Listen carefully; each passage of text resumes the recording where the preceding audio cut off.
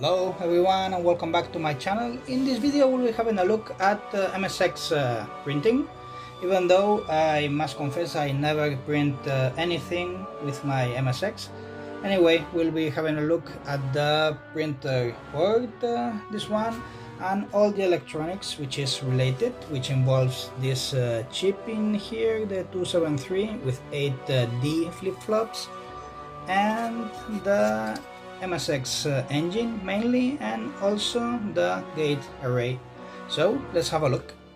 As usual, we'll be using the great schematics made by Niga, and if you look at the printer board in the schematic, you'll see that most of the lines are outputs for the MSX. So it means that the MSX writes data to the printer.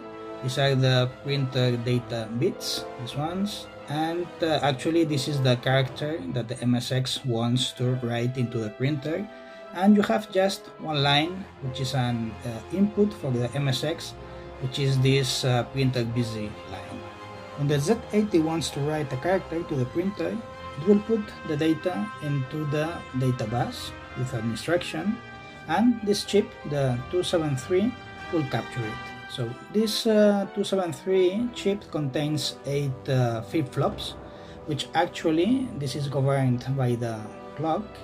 At the right moment, it will copy the data that you have in the D pins into the Q ones. The moment when the signal is maintained in Q or copied from D to Q is controlled by this signal, the clock, and it works like this. When clock is low, here it is low, Q is maintained, and you don't care about the new values that D might have.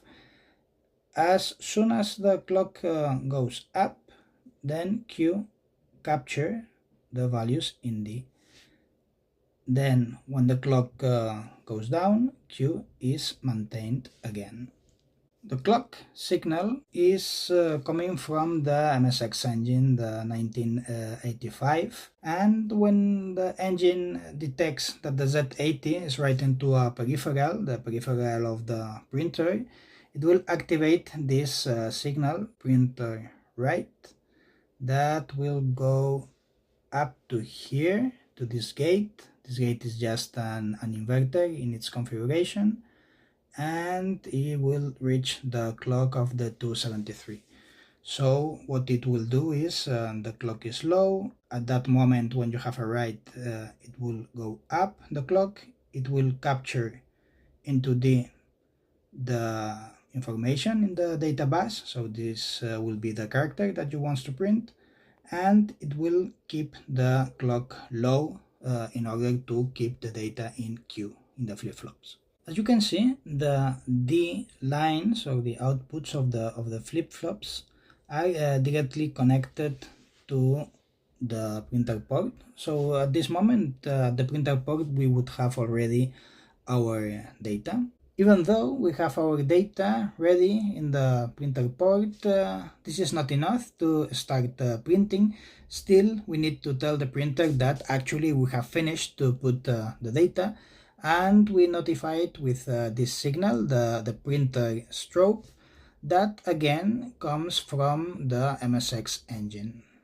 When the printer sees the strobe, indeed it will start printing at that moment, and it will also assert this line, which is an input for the engine, which is the printer busy signal. So the idea of this is that, as you can see, we don't have any buffer in here. So when the flip-flops capture data and they put it into the printer port, and the printer is actually doing its job, you cannot send more data.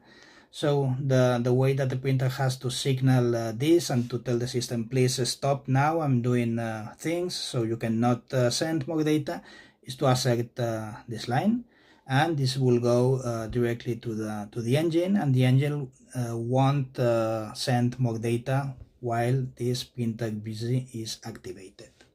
And this is it for the printing. As you can see, it's quite a simple mechanism.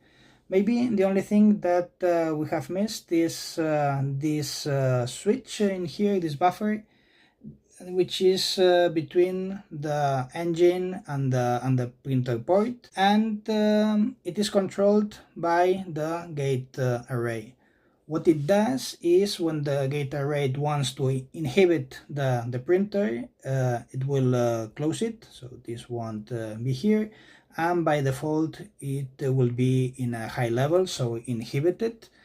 Normally you don't want to do that, so the only reason when the gate array would disable the printer is in very special situations. For example, when you are resetting the machine because you don't want that it prints any kind of garbage. But that's it for the printing. Well, I hope you liked the printing thing. Thanks for watching. Catch you next time.